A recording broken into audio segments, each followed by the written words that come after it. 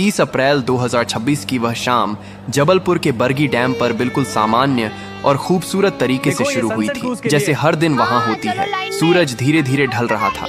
नर्मदा नदी का पानी सुनहरी रोशनी में चमक रहा था।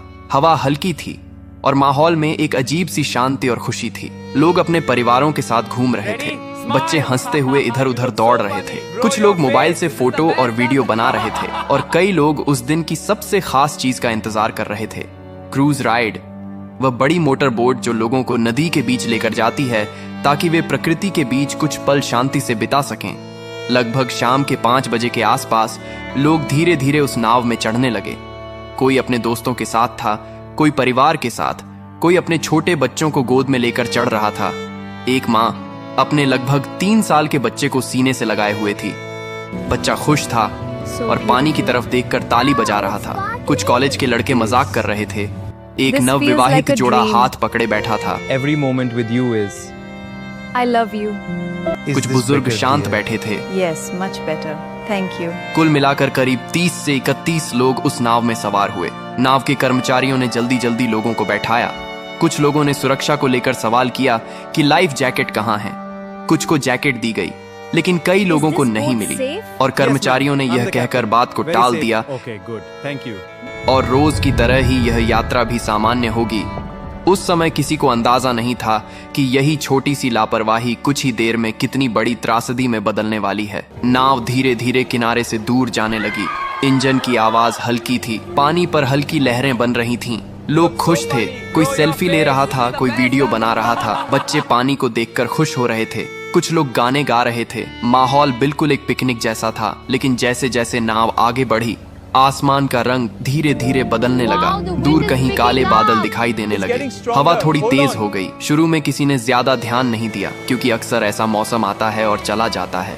लेकिन कुछ ही मिनटों में हवा की रफ्तार बढ़ने लगी। पानी में हलचल तेज हो गई। नाव हल्की हल्की डोलने लगी। कुछ लोगों ने चिंता जताई और कर्मचारियों से कहा कि शायद वापस लौटना चाहिए, लेकिन जवाब मिला कि यह सामान्य है और डरने की कोई बात नहीं है।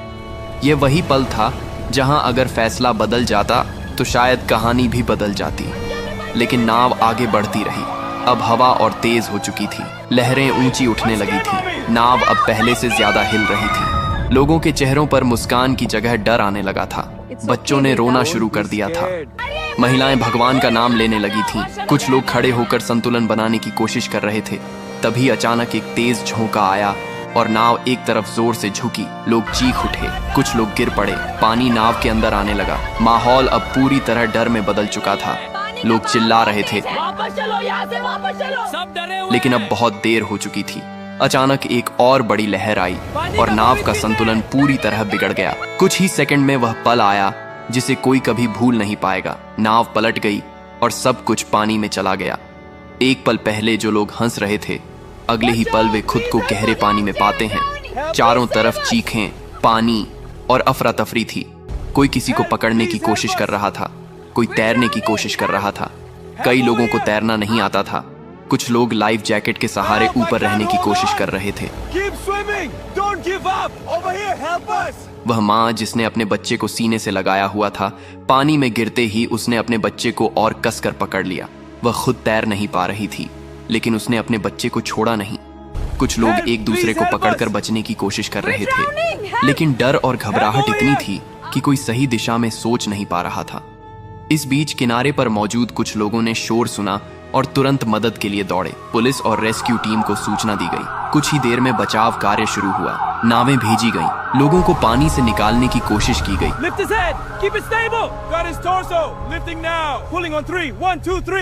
जो लोग सतह पर थे उन्हें जल्दी बाहर निकाला गया, लेकिन जो नीचे जा चुके थे उन्हें ढूंढना मुश्किल था। कई लोगों को बेहोशी की हालत में निकाला गया।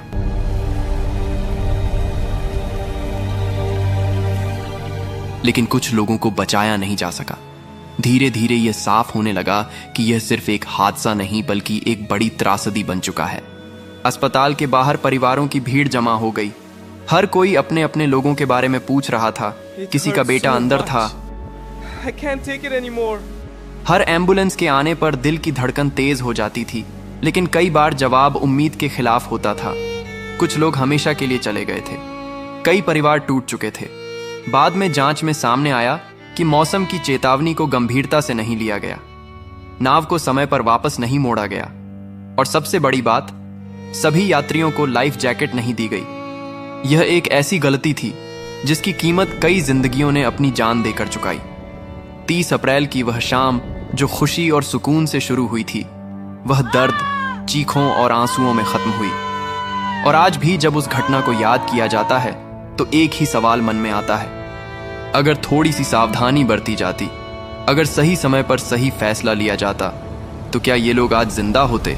यह हादसा सिर्फ एक घटना नहीं था, यह एक चेतावनी थी कि जिंदगी में सुरक्षा को कभी हल्के में नहीं लेना चाहिए, क्योंकि एक छोटी सी लापरवाही भी सब कुछ छीन सकती है। और उस दिन नर्मदा का शांत पानी गवाह बन गया उन आखिरी पलों का, जहां हंसी अचानक खामोशी में बदल गई और कई कहानियां अधूरी रह गईं।